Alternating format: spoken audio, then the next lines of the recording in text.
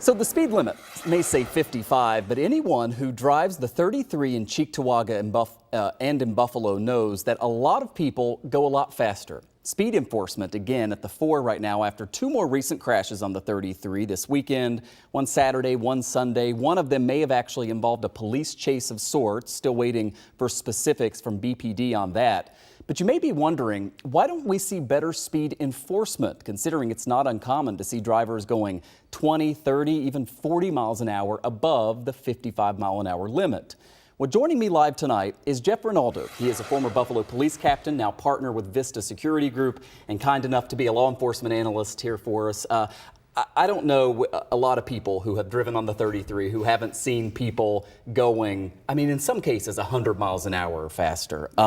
But I also know that it is very difficult for police to find places on the 33 to set up enforcement zones. Walk us through why that's so hard. Well, the physical layout of the roadway itself, it does not allow for a lot of side monitoring for radar purposes. For an officer to conduct a radar speed checkpoint there, they either have to park on the side of the roadway, which is very dangerous, as you said. Based on the speed, some vehicles are not paying attention. People are texting. They're not watching the roadway, and they could rear end a car that's stopped on the side.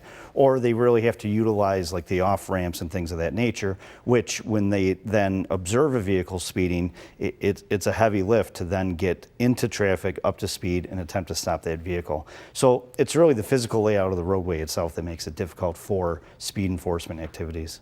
Were there any discussions when you were with Buffalo Police, or that you know of happening now, with the state DOT, which owns and manages the 33, and I know this sounds expensive, but should they make some type of infrastructure changes or something that would allow police to better monitor it?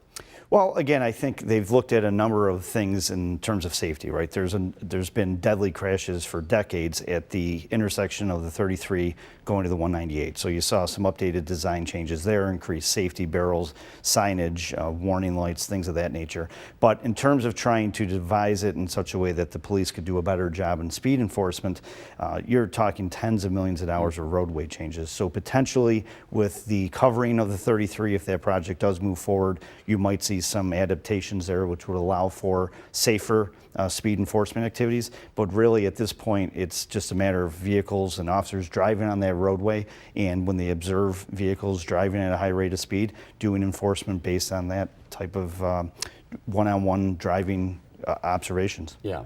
I did a story years ago, and it turns out the speed limit on the 33 for a lot of people watching a decade ago was 50 miles an hour. Yes. So I actually borrowed a speed gun from a local baseball team, and we just clocked people, did the story. The DOT did a study as a result of it and raised the speed limit from 50 to 55 because, as you know, someone who's driving too slow is just as dangerous as somebody driving too fast. Correct. And it makes you wonder right now when you see so many people regularly going 65 or more on there, I wonder if another speed study needs done to make sure 55 is the right speed limit. Because when you have so many lanes, some people just think, I can go faster than 55 here. Right, and that's what we saw, right, with the tragic accident that happened on the 198. The state stepped in, they did an immediate study, and their findings were that the speed needed to be greatly reduced based on the design and curvature of that roadway. So it is absolutely possible, based on the number of accidents, fatalities, people that have entered this roadway in the wrong direction, that the state could commence a study. But the flip side of that coin is careful what you ask for, because if the study, it could absolutely go backwards and lower that speed limit, which I think would be, again, difficult to enforce. The 33, the 198 affords opportunity for law enforcement to conduct speed checks. But again, as I said, based on the 33, really when you conduct these types of enforcement activities, the safety of the officer and the public has to come into play. And if you're going to create a hazard, you just can't really effectively enforce the speed then.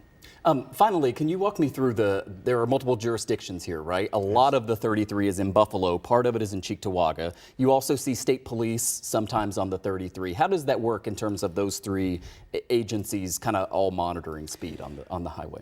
Well, it does get a little confusing. It's a state roadway, so the state police have the right to enforce speed there. But in terms of accidents and investigations, it's Buffalo and or Cheektowaga, depending on which jurisdiction it happens. So I would say that, to the best of my knowledge, there really hasn't been a coordinated effort of, okay, you guys do Monday, we'll do Tuesday.